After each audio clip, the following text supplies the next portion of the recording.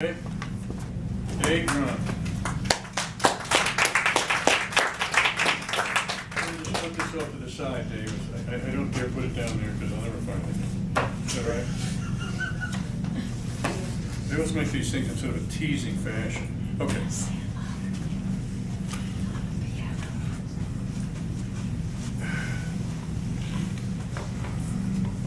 I want to thank Peter for inviting me to be on the road with him, and thanks to Vicky for setting this up, and to the chateau, the caves, and all the kind people that we've met. So my name's Dave Jarecki. I just want to add something to what Peter said. You have the pleasure of working with these fine teachers, and I feel the same way. I've worked with Peter since 2004. I stumbled into 2003 actually. I stumbled into a workshop that he was running. I never heard of him or read any of his work, but the promotion for the workshop, he was wearing, in the picture in the bio, he was wearing one of those puffy trucker hats that said T.S. Eliot on it. And all I could think was, I want to take a workshop with a guy who wears that hat. And it was Peter. So I feel honored. There was a name he didn't mention in that string, but it's a guy that I feel connected to through Peter, is Richard Hugo, another Northwestern poet. So I'm honored to just be one of Peter's many, many students who have had the blessed fortune of being in his presence in these last few years. So I'm going to read 3 poems, and this first one was not one that I was originally going to read, but I've had such a wonderful weekend. And everyone is so kind and easy to talk to out here, and not that they're not in Portland, but it's different because we're all strangers and we're all just kind of here. And so this poem is entitled "The Company of Strangers." Tonight I'm here for your jack boots, and under those boots your red toenails, and the green salsa dribbling from your chin. I'll put a quarter on the pool table's felt rim for next game. Let's take our plates to the smoking deck. Who cares if we're quitters? Let's split a pack, rip the filters off, gather other strangers to sit and watch twilight set in like a washcloth. I'm here for the cancer under your lip, for your slippery eye that drifts in the other direction when you talk. Let me help you back your van into too small of a spot. Let me help your wife out of her lap belt. I'll wipe your kid's mouth of all that ice cream. I'm here to split time with you between the 2 flat screens hoisted behind the outside bar, above the bottles of rum. There's news and a ball game. The news gets stranger, the way the dead die gets stranger. The boy is still searching for his dog in the rubble. The girl in the bathtub was a stranger to everyone. Let's forget the news.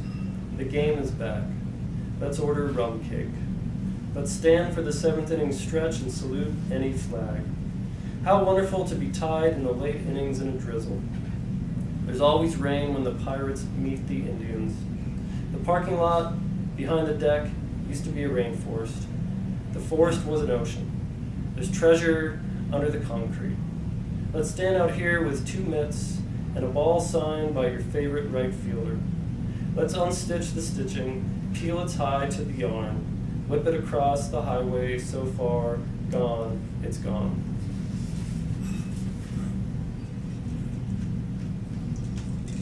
One thing I've learned over time is to listen to the words that people say as ways into poetry. This poem is a direct result of the last conversation I had with my grandmother, who would be dead about a month and a half after I saw her last. But I didn't know I was going away to school, and I was just at her house to say goodbye because I was going to school.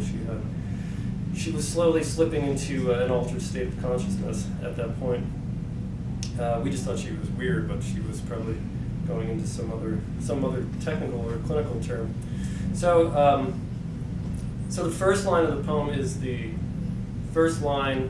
it's a direct quote from the first thing in the last conversation we had. So I'll just preempt that. She knew. Grandmothers kind of have a way of knowing. They could see where you're going when you're 18 years old. So this, the poem is entitled, Nona Says as I'm leaving for college, stay off the weed, the dope. Don't think I didn't see you smoking behind the church last week. Use this money for food. What's the drinking age at that school? Take your sweetheart out for ice cream. Are you tired? You look tired. I'm tired. Take naps. TV says naps are good for you. The doctor says I need rest. My legs ache. My feet are turkeys. It's from the pills. The doctor says my knees are good. The reflexes are there. He reminds me of you. Maybe you'll be a doctor. I bet the food's no good at that school. Not like here. You're too thin. I made cake. Your father's favorite. Cut your hair. Your father never wore long hair. Come home once a week. He always called home from the army. Those calls weren't cheap. Get some rest. Did I say that already? Do you have good boots and a coat? Does it snow at that school? Not like here, I bet. Last winter was the worst. Your father barely came by. Do you have a blazer? Buy a blazer. A professor might invite you to dinner. Take one of your father's. You look sharp. Are you shaving? Get a good razor.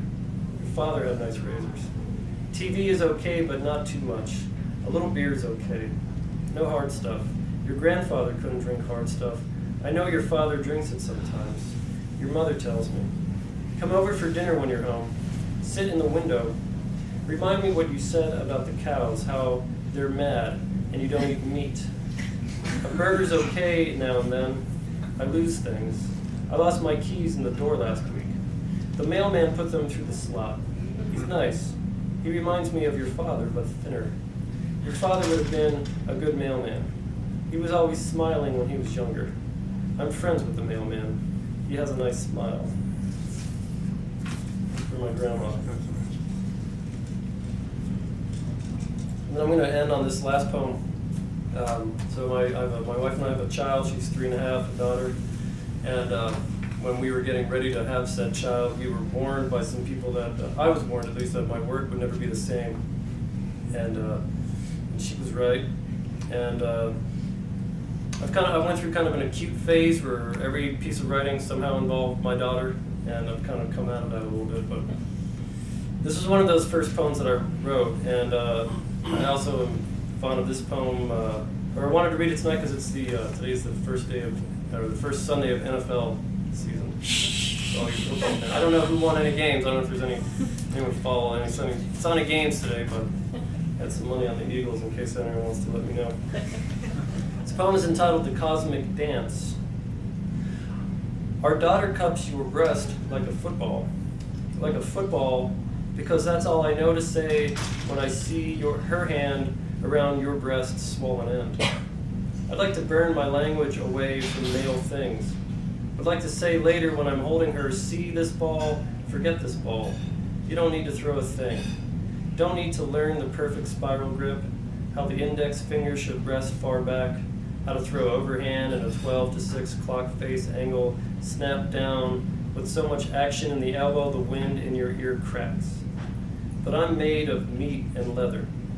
I've been beaten by my brothers into the grass.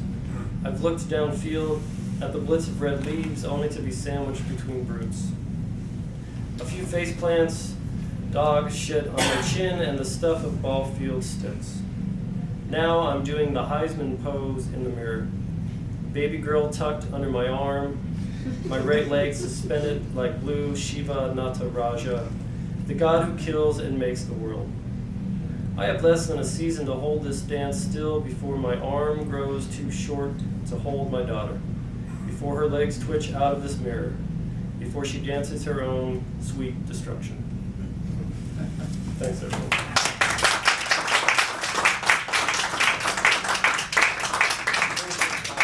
Reorganize Peter's pile, and then I'm going to slowly exit. You're going to reorganize Peter's file. Just organize Peter's. That's illiterate, right? So, you're welcome. Thank you. Good poem to read. I'm going to continue.